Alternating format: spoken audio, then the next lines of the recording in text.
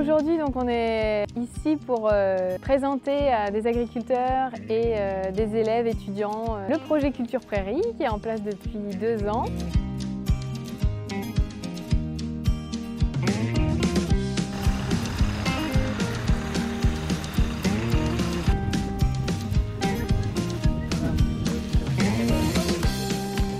Les temps forts de la journée aujourd'hui, c'est de présenter tous les atouts d'un système herbagé, que ce soit en agriculture conventionnelle ou en agriculture biologique. Xavier Brault, je suis exploitant ici à Gaille de la Batterie avec ma sœur Emmanuelle. Dans l'exploitation de Xavier et Emmanuel, il y avait une problématique puisqu'on passe de culture maïs à implantation de prairies.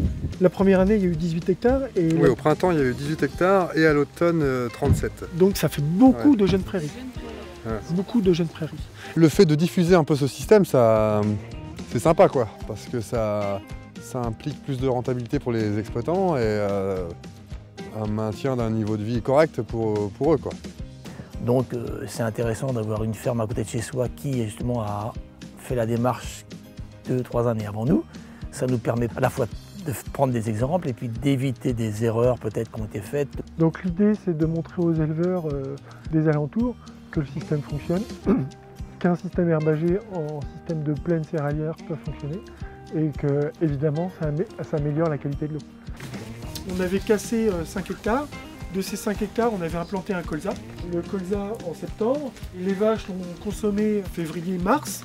Et derrière, on a cassé ce colza pour implanter un point févrole, donc le métail avec la prairie.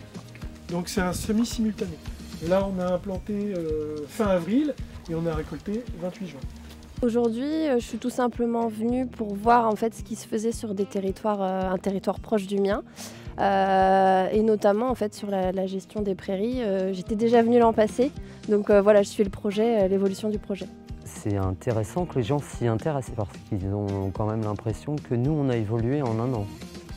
Voilà. Ça peut marcher. Et que ça peut fonctionner, effectivement.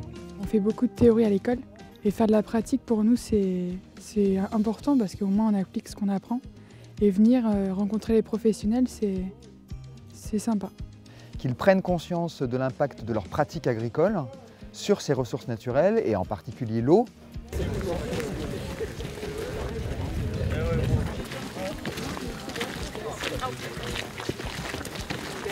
Comment on réaménage le parcellaire? Parce que là c'est en pâturage, donc il y a besoin de clôture, il y a besoin d'abreuvoir, il y a besoin de chemin. On valide les acquis, on confronte vis-à-vis des éleveurs qui se posent des questions, on leur présente les différentes problématiques qui ont été rencontrées. Donc c'est important d'aller discuter avec les éleveurs. Il faut compter à peu près 25 arts à peu près par vache pour du 100% pâturage au printemps. J'ai 100 vaches, j'ai que 25 hectares. Bon, bah, je vais pouvoir fermer mon silo qu'au printemps. Voilà. Déjà, on essaye de voir globalement que peut permettre ma structure d'exploitation pour nourrir mes bêtes. Est-ce que je vais pouvoir nourrir 100% herbe toute la saison ou qu'au printemps, ou est-ce que je vais devoir affourager, etc. Quelle taille je fais pour mes parcelles? Et donc là, on part sur le calcul à peu près d'1 art par jour et par vache.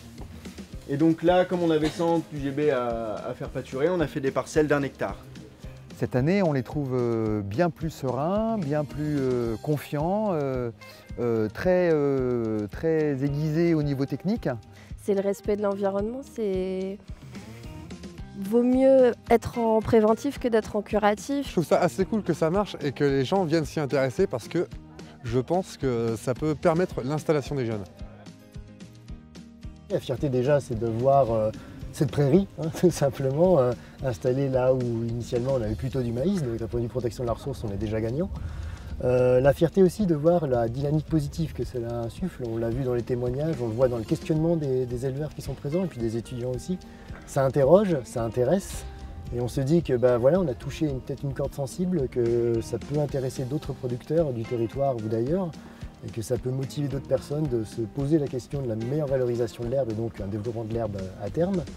Et puis une troisième fierté, c'est de voir qu'on ne se contente pas de ce projet-là.